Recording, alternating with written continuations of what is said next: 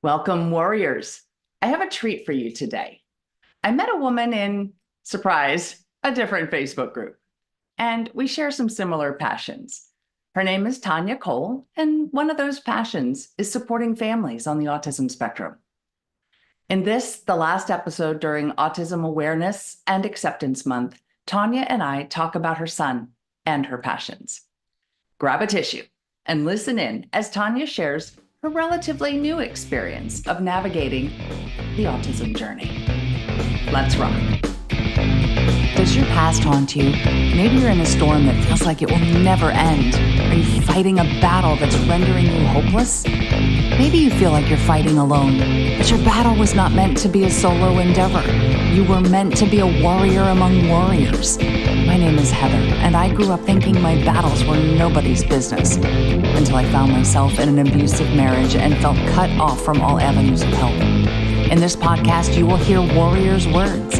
They will tell you of their battles, both won and lost, their journeys, and their lessons learned along the way. But we don't stop there. These warriors will share how they have applied those lessons to go from warrior to survivor to thriver. Whether it's an abusive marriage, illness, mental health crisis, or any number of traumas this world dishes out, these warriors will use their words to help you find the beauty in your broken, move beyond your battles, and become the thriver God created you to be.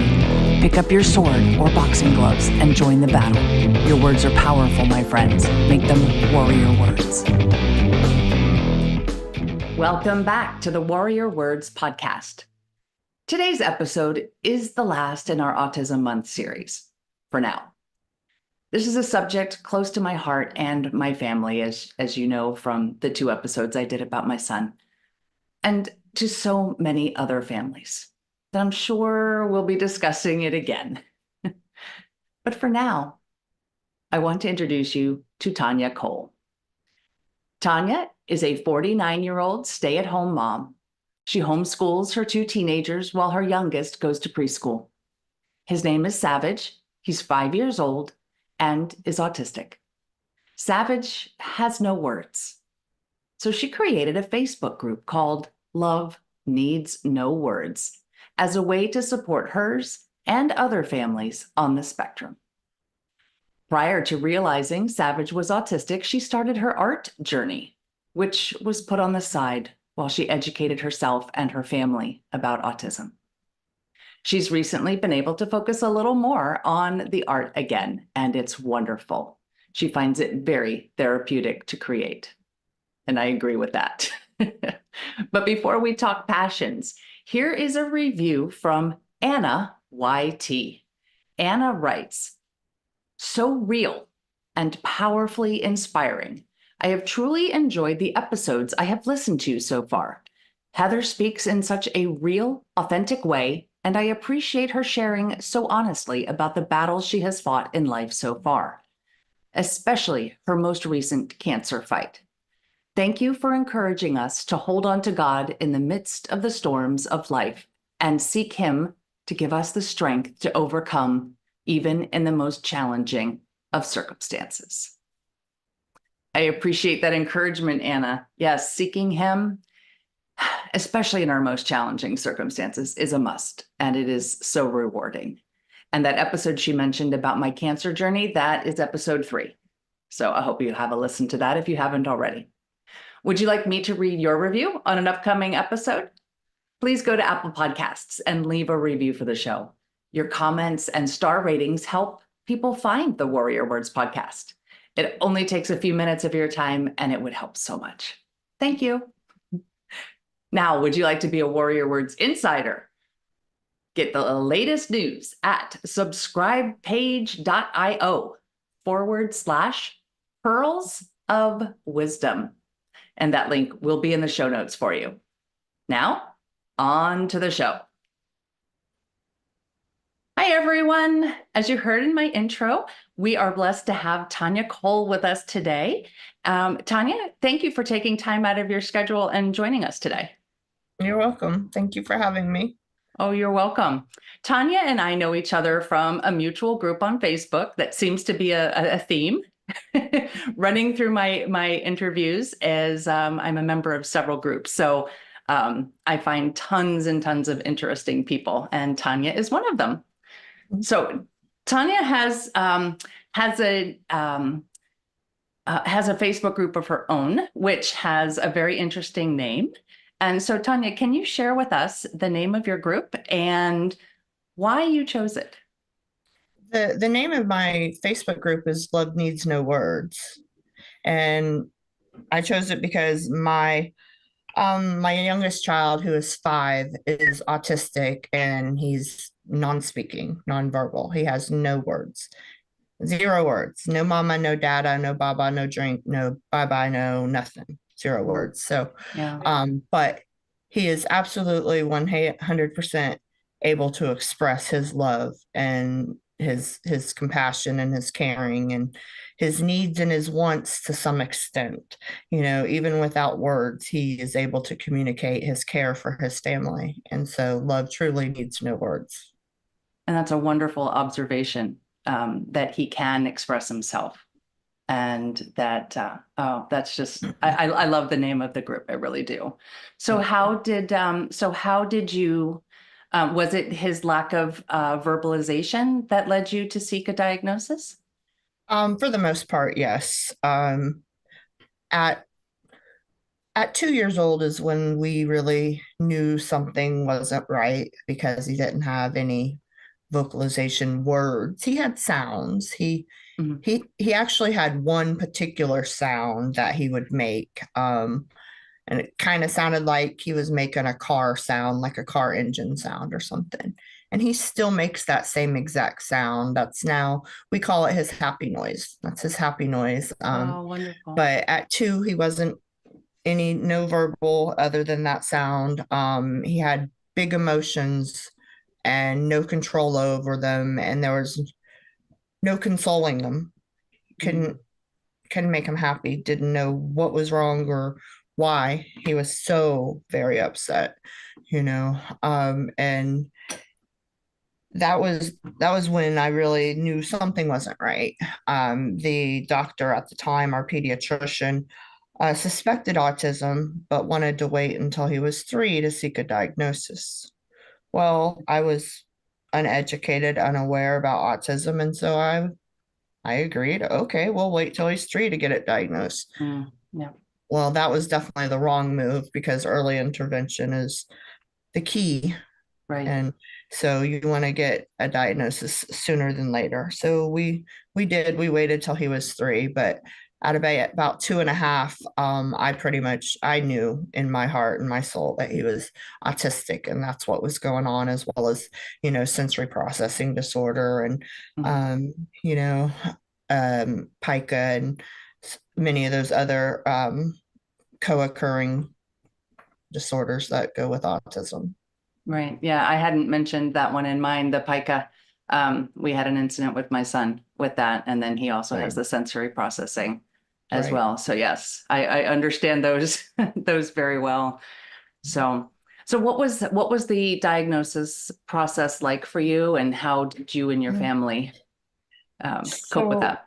when I finally convinced the pediatrician to send us a referral for diagnosis, he sent us to a neurologist locally. I'm in the Panama City, Florida area. Hmm. And so they sent us to a neurologist. I contacted that neurologist and he was like, "Oh, yeah, you're going to have to call me back in about 9 months and we'll see if we can get you Mm. scheduled then." And I was just like, "Absolutely not. We're not waiting. We're not doing this." And so much research and calls and everything on my own, I got him an appointment where I had to drive 2 hours one way, Wow. you know, and got him an appointment and I got him diagnosed within 6 months. He was diagnosed as autistic with sensory processing disorder, and we were told he was level 2, so moderate, which surprised me. I felt that he was more on the severe side, primarily because of the being nonverbal, but also behaviors, throwing, Hmm. kicking, hitting, self-injurious behaviors, things like that. Made me feel he was a little more on the severe side. So, but that was the diagnosis. The family handled it fine. I mean, we don't have an extended family. Our family is in our house. Mhm. It's myself, my husband, and our four children. My oldest is 22, my daughter is 16, my middle son is 13, and our youngest is Savage, who is 5. Wow. But That's everybody enough. was just kind of thankful that we all knew. It was like, okay, finally we got it in writing. It was still hard to process, of course, because there Right. was no backing out of it at that point. It was like, oh yeah, this is what it is, and it's in your face and it's for real. Deal with it. But Exactly. you know, Yeah. now he got a educational diagnosis, and that Mhm. actually came back as severe. Okay. And so that was more in line with what I felt that I saw. Yeah. It's interesting. I see two camps. There are in one camp, we have people who they don't want the labels. You don't want to be called autistic, or you don't want to be, labeled as disabled or something. And then there's Right, another camp where you're just relieved to have that diagnosis, to have answers as to why you think this way or why you behave this way or right, why your child does. Um, and so I know in our family it was kind of a relief. right, Um, I didn't want the labels, but the social worker helped me with that a little bit. right. I'm not a label person either, but I think with this it kind of helps to better understand because it is such a huge spectrum. And Yes. you would be sitting next to somebody who's autistic and you won't even know it because they're very high functioning. They have children and a life and corporate job. They're holding down $150,000 a year, and then you have the way other end of the Right. spectrum, you Yeah. know, and we need something to understand and differentiate the differences because Right. the differences are major. But even that person making 160,000 a year, they're probably having their own struggles if Right. they're autistic, but Right. they've Mhm. learned how to overcome them. Right. And I agree with you because when my son was diagnosed, and he is in that high functioning category, but when he was diagnosed, it was Asperger's and PDD-NOS. Hmm. And then after that, when they combined everything and just said, no, it's all just autism spectrum disorder, he was upset with that. Yeah, So, um, and yeah, I agree with you. There should be something. It, autism spectrum maybe an umbrella, and then mm, I think right. there really does need to be something else. I But yes, agree. Like, I don't know what the answer is, but there's right. got to Yeah. be some sort of an answer out there to help, better differentiate and handle the differences involved. Exactly, exactly. So with your educational diagnosis of severe, how did that show up, like in your his education? Because you mentioned to me that you homeschooled two of your children, or you Right. homeschool two of your children I do. currently. I homeschool the 16 and the 13-year-old. Mm-hmm. I do not homeschool Savage. I'm older. I'm 49. I don't have patience anymore like I used to have one, way back when. And I just Yes. didn't feel that I had the appropriate skill set to teach Savage what he Mm, needs. And so right. I went through Child Find, the organization Child Find, and they did their own diagnosis, and helped me through the IEP process. And they gave us options on schools. They were like, okay, he could go to this school or he could go to that school. I had the choice of sending him to a like a brand new beautiful school building, but it was a regular public school that had an autism cluster classroom. So the whole classroom was autistic, but the rest of the school was not. Or I could send him to this other school that is only special needs children. And with Okay. the concerns that I have with Savage, I went that way. And I'm so happy and grateful Oh, that I did well, because he's good. done wonderful. He's actually in his second year of pre-K at this special needs school. And although it's still a long road and we're at the very beginning of our journey, in all honesty, even though it feels like we've been here a while already, Yes. it was definitely a good choice. And I see much improvement, but he also increases in other behaviors that wouldn't be considered improvement. So Sometimes they think we take a couple steps forward, and then in another area we take a step back, and I think that's the journey of autism. I have yep. shared multiple times that like one thing that works one week will not work the next week, and sometimes not even the very next day. Hour to hour even. Yes, yes, I can definitely relate to that. Yeah, So my little dude is pretty temperamental at times. yes. So you mentioned Child Find, and I will put that link in the description for our listeners too, if they would like to use that resource.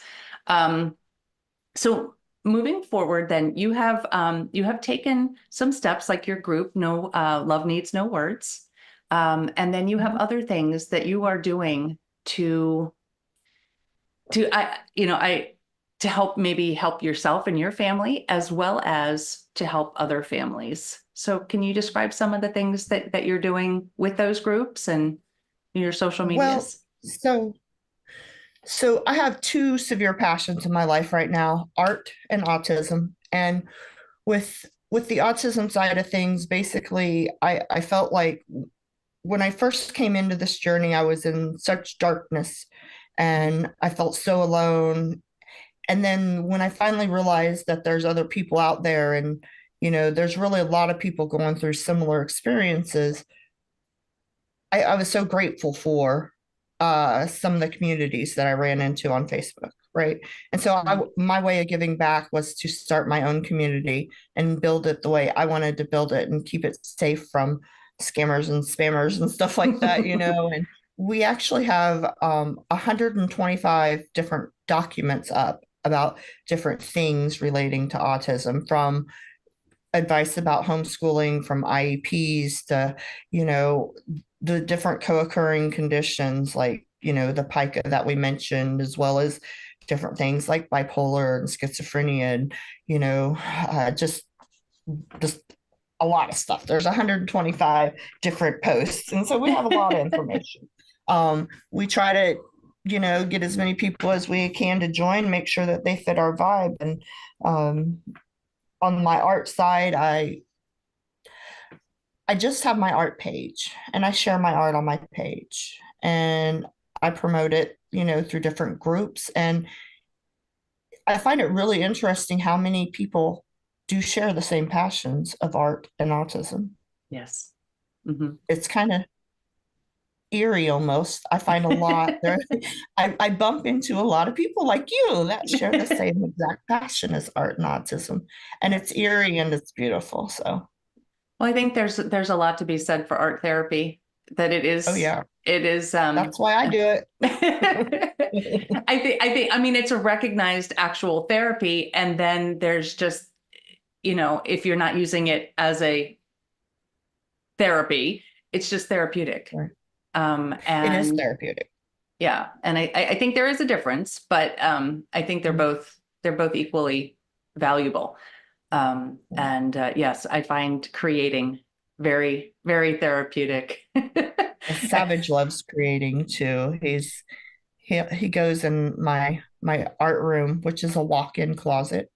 That's Yeah. my art room. And he goes in there with me, and I have one wall space. Like, this is your space. And he'll go and he'll dip his fingers in my paint and he finger paints on the wall in his space. And so Oh, he wow. has an area in my art room that is his area. That's so important. Now, my son, he wouldn't touch wet paint. That's the whole sensory Oh, processing thing. That would gross him out. In fact, he makes fun of he makes fun of my art. But and my art space, I like to think I have a studio, and I call it a studio, but it's a space in my garage, to be honest with you. It's like right. cars on one side, art's on the other side. It's So, um, a but nice yeah, combination. yeah, there you go. As long as we don't have fumes, right? Open the garage door. There go the fumes. Yeah. So, okay, so that was I like to ask a lot of people about, or I ask everybody about their ways of thriving, and those I think are two wonderful ways of thriving. Mhm. When you have an autism diagnosis, you have to remember, or everybody I think has to remember that you have to take care of yourself too. And so you It's hard. by Self-care is hard. Oh, it is so hard. It is. I've never been on a vacation, and I've never really left my son other than hospital visits, and and those have been scary. Um, but um, but yeah, Right. I think that when you combine both of your passions, you are thriving for others in the autism space, and you are thriving for yourself in your self-care space because of the therapeutic aspect of your creations.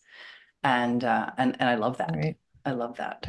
So I know you also said that your journey, while it feels long, you're just in the beginning, on the beginning path of it. Can you look Mhm. back throughout? I think you said he's 5. Savage is 5. Mhm. Okay. So Yes. in the last 5 years, can you look back and see it looks like a lot of chaos. It looks like a lot of hardship and struggle, but can you look back and see beauty in Oh, I see a Savage's lot young of beauty. life? Yeah. Can you share Oh, a for story sure. or two? He's Yeah. well, he's so pure and innocent, Mm, and all yeah. children are pure and innocent, but he's even more so. He's like untainted by the world around him. He has he's he one of his favorite things to do is stand in front of an open window, preferably on the windowsill anyway, and stare out the window at nature, and Yeah. he's a visual stimmer, and so he will put up those hands in front of his face and do like this, or just kind of get an angle and just stim and look out the window, and like you really wonder what he's seeing, Yes. and he it must be beautiful because Right. why would he be looking at it for so long?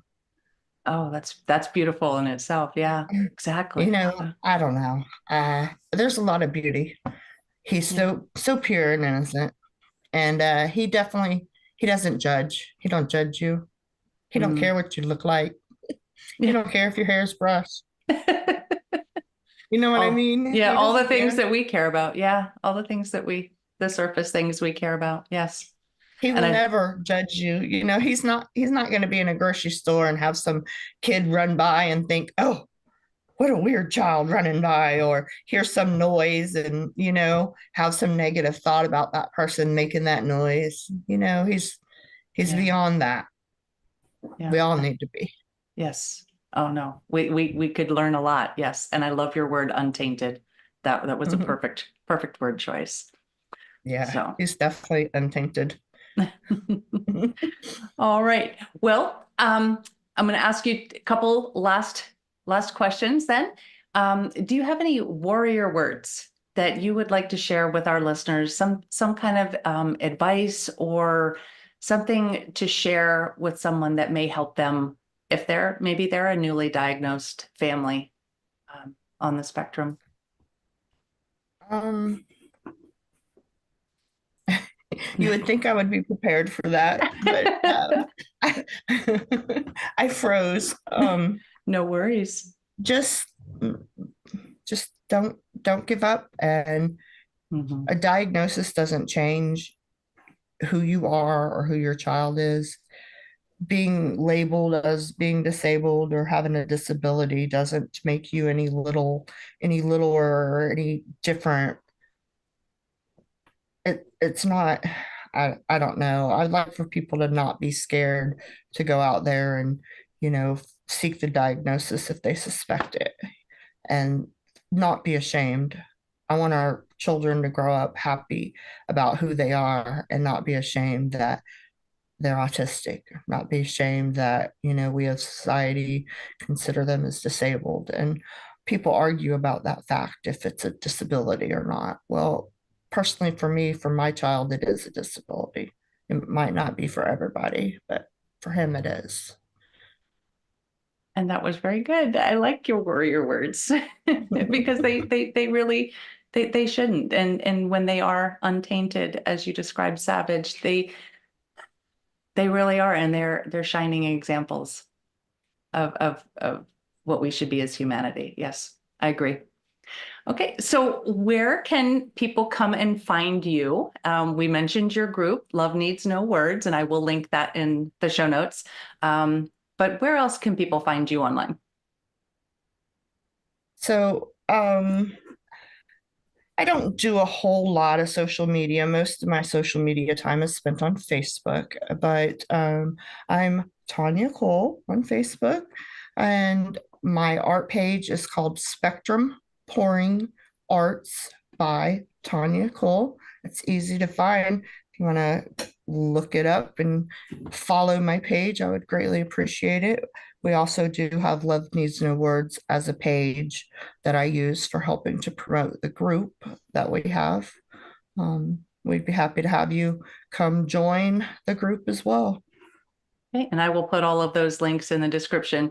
And you did have an offer for our Oh, listeners if they wanted to see some of your art. Can you share that with us too?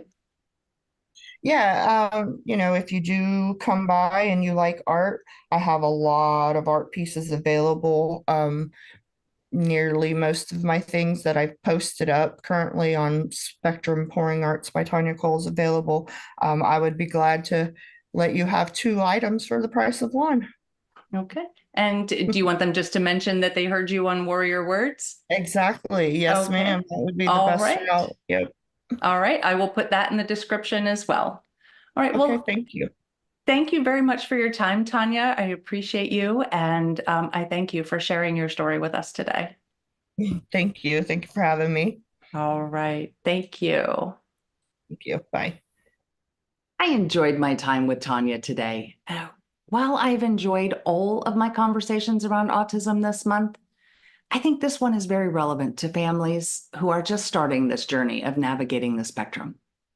It is my hope that newly diagnosed families will find their own hope in Tanya's words and experiences. As we've mentioned on previous episodes, autism is a spectrum. Tanya and I agreed that perhaps there should be some additional differentiations, though. This month, we've heard mostly about young adults who have, each in their own way, adapted to their challenges and are, to varying degrees, living successful adult lives. But what happens when we look at those young adults and then at our children who may not be able to achieve those accomplishments? First, don't compare. I know it's difficult, but it's really detrimental to our own peace of mind, and it isn't fair to our children. Each child is unique and has his or her own special gifts. I see this so brilliantly in Tanya's group, Love Needs No Words.